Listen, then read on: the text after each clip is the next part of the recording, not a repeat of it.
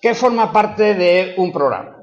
Un programa está formado por dos entidades que son los datos de ese programa y el algoritmo que maneja esos datos o manipula esos datos. En la programación estructurada tendremos datos y algoritmos. Lo que pasa es que en la programación estructurada los datos y los algoritmos están separados.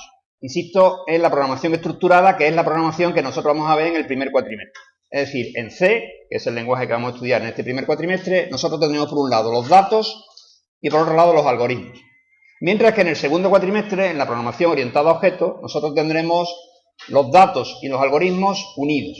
Entonces, en este primer cuatrimestre, nosotros vamos a tener datos por un lado y algoritmos por otro.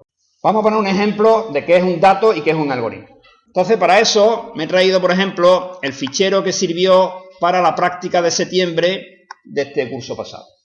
¿Qué tenemos aquí? Pues aquí básicamente tenemos datos. Ahora explicaré un poco qué son esos datos, pero como veis, pues son números. Aquí teníamos números enteros. ¿Veis? Esta columna con 0, 1, 2, 3, 4 son números enteros. Esta otra columna también son números enteros. Estos son cadenas de caracteres. Y aquí tenemos unas cuantas columnas más, total 5 columnas, que tienen números reales. Esto para nosotros van a ser datos. Datos numéricos, datos como cadenas de caracteres, datos de texto, todo eso son datos. Los algoritmos, los programas, en nuestro caso, van a tener datos de entrada, en este caso eran estos, y vamos a obtener datos de salida, resultados de la manipulación o el procesamiento de estos datos para convertirlos en una información que a mí me interesa a partir de estos datos. En este caso, como veis, los datos están en un fichero, en este caso concreto en una hoja Excel. Pero los datos no tienen por qué estar siempre en un fichero, pueden ser datos que se introduzcan por teclado en el momento de ejecutar el programa, que también estaréis muy acostumbrados a hacer. Por ejemplo, todos habréis manipulado un cajero automático. Bueno, pues un cajero automático es un programa, vamos, no el cajero, sino lo que está por dentro, evidentemente, el software que maneja el cajero, y ustedes vais introduciendo datos y en función de los datos que vais introduciendo, pues se procesa y obtenemos un resultado. ¿Cuál es el resultado que obtenemos? Pues, normalmente o que nos dé dinero, o que nos dé un recibo con los últimos movimientos, que nos diga el saldo, en fin. Por tanto, lo que debe quedar claro en esta primera clase es que nosotros vamos a tener datos, bien en un fichero, bien introducidos por teclado. Hombre, también se pueden introducir datos desde otros mecanismos un poquito más sofisticados, ¿no? Por ejemplo, el ratón también es una forma de dar datos de entrada, lectores ópticos, es decir, que hay muchas formas de dar datos de entrada a un programa. Pero básicamente, lógicamente, con las limitaciones de un primer curso de programación, nosotros vamos a manejar dos tipos de entrada de datos: fichero y teclado. Tenemos datos. Lo primero que tenemos que ver, como he dicho antes, es que tenemos datos de diversos tipos. Y esa es una palabra que también debe quedar clara. Tenemos datos y tenemos que esos datos son de un determinado tipo. ¿Qué es eso de un tipo? Bueno, pues un tipo es, por ejemplo, el tipo entero. Un tipo entero es aquel que sirve para guardar un valor numérico entero, lo que en matemáticas se entiende por un entero, es decir, que no tiene parte decimal. Después vemos que hay datos, cadenas de caracteres. ¿Qué es una cadena de caracteres? Pues lo que entenderíamos habitualmente por una palabra o un conjunto de caracteres. Y después tenemos otro tipo de datos, por ejemplo, como el que veis aquí, que son datos numéricos reales. ¿Qué significa reales? Pues lo que en matemáticas significa real, es decir, un número con su parte decimal. Entonces tenemos datos que son de un determinado tipo. Estos datos se pueden agrupar en tipos más complejos. Es decir, que los tipos numéricos, como el entero o el real, son tipos base, tipos básicos, que normalmente todos los lenguajes de programación ya los traen predefinidos. Pero después estos tipos básicos se pueden agrupar en tipos más complejos, que serán ya tipos que no trae el C, sino que tenemos nosotros que definirlos a partir de los tipos básicos. Esto que estoy diciendo para C también pasa o pasará en el segundo cuatrimestre. Entonces nosotros tenemos datos, queda claro lo que son de tipo base, por ejemplo numéricos, string, numéricos reales y algunos más que veremos, o tipos más complejos, tipos que vamos a llamar estructurados, que son añadidos de tipos base. Por ejemplo, un dato más complejo que un tipo base: los datos de un alumno cuando se matricula en la universidad. ¿qué datos guarda la aplicación que manipula los registros de los alumnos de la universidad? Pues guarda, por ejemplo, apellidos y nombres. ¿Qué son apellidos y nombres?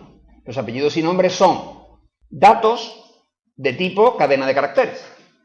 Entonces, nosotros guardaríamos apellidos y nombres en una estructura que tendría 2 o 3, depende, cadenas de caracteres.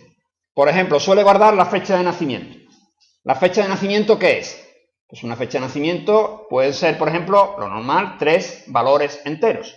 El día, el mes y el año de nacimiento. Entonces, ¿qué es un tipo fecha de nacimiento? Fijaros, tipo fecha de nacimiento.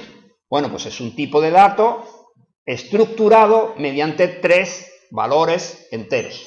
3 datos de tipo entero. Entonces, los 3 tipos de datos enteros se agrupan, se estructuran en una fecha. Y eso es un dato más complejo, evidentemente, que el tipo base entero. Así sucesivamente nosotros podemos ir formando, agrupando tipos de datos más complejos, a su vez datos más complejos. Es decir, el tipo alumno estaría constituido, por ejemplo, por apellidos y nombres, por fecha de nacimiento, y en fin, otro tipo de datos que podríamos pensar como nota de las asignaturas, código de las asignaturas en las que se ha matriculado, etcétera, etcétera. Todo eso junto, todos esos datos juntos conforman un alumno, uno solo. Pero claro, la aplicación no manipula un solo alumno, lógicamente. Manipula un conjunto de alumnos, una colección de alumnos. Por tanto, tendremos que tener una estructura todavía más compleja, que será todos los alumnos de un determinado centro. Cada uno de ellos constituido por un alumno y cada uno de los alumnos constituido por nombre y apellidos, por fecha, y a su vez el nombre y apellido constituido por cadenas de caracteres, y a su vez la fecha constituida por... Como veis, es una estructura creciente en complejidad, donde los datos se van agrupando hacia arriba, en una estructura jerárquica que podríamos llamar. Gran parte de la asignatura la dedicaremos justamente a ir avanzando desde los tipos base, que veremos en los primeros temas, a colecciones de tipos base, a datos estructurados y a colecciones de datos estructurados. Es decir, que conforme vayamos avanzando el curso, iremos viendo estructuras de datos más complejas. Entonces, por ejemplo, y volviendo a ¿qué podríamos tener aquí? Bueno, pues esto dijimos que era una hora, la primera columna, era la hora en la que se tomaba una medición. Entonces teníamos la hora 0, la hora 1, la hora 3, la hora 4. Este era el minuto en el que se tomaba la medición, es decir, que entre los dos tendríamos las 0 horas 40 minutos, las 0 horas 23 minutos, las 0 horas 53 minutos. Es decir, que los dos primeros tipos de datos que tenemos ahí, que eran enteros, agrupados, me dan el tipo hora. Después teníamos una cadena de caracteres. Esto representaba, creo, en la práctica, pues era una determinada bacteria. Y después teníamos una serie de columnas que en la práctica se decía que eran unos experimentos que se habían realizado a esa hora, en ese minuto, sobre este ser vivo, y esos experimentos habían dado lugar a estos valores de... Es decir, se habían medido 5 variables diferentes a esta hora sobre este ser vivo y se habían obtenido estos valores. Tendríamos por un lado la agrupación de los datos para la hora y después tendríamos por otro lado la agrupación de los valores que hemos medido en los experimentos correspondientes. Estos eran los datos de entrada. ¿Qué querríamos nosotros obtener? Bueno, pues por ejemplo, ¿no? Por poner un ejemplo sencillo que yo creo que es fácil de entender, imaginaros que yo digo, bueno, pues para una determinada especie, por ejemplo para esta, ¿cuál es el momento del día en el que mayor valor tuvo la columna E? Es decir, os estoy preguntando que si yo cojo el experimento al ser vivo L6XT y le estamos midiendo la columna E, ¿en qué momento del día se obtuvo su máximo valor? Entonces, esto si lo hiciéramos a mano, bueno, tendría primero que filtrar aquí, ¿no? Tendría que filtrar solamente para el SXT. Vamos a hacerlo. Esto se hace así. Un filtro. Me voy a quedar con el L6XT. Acepto.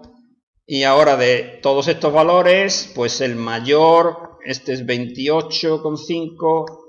28,5 es el mayor valor que obtengo y la hora eran las 9 horas 50 minutos. Así he resuelto el problema. a las 9 horas y 50 minutos se dio el mayor valor para la columna E y la especie LSL6XT. Entonces, ¿qué es lo que nosotros tenemos? Volvemos al principio. Nosotros tenemos unos datos y tenemos que obtener unos datos de salida. ¿Cuál es el dato de salida que me interesa? Pues me interesa un dato de tipo hora, es decir, hora y minuto en el que se produjo una determinada circunstancia. Y para obtener esa salida, que no deja de ser un dato de salida, yo tengo que manipular los datos mediante un algoritmo. Y ese algoritmo debe resolver el problema que os estoy diciendo, es decir, cogerse el máximo de una determinada especie y devolver cuál es la hora y minuto de ese máximo. Repito, tenemos datos, tenemos que obtener un resultado de esos datos y para conseguir eso tendremos que tener un algoritmo.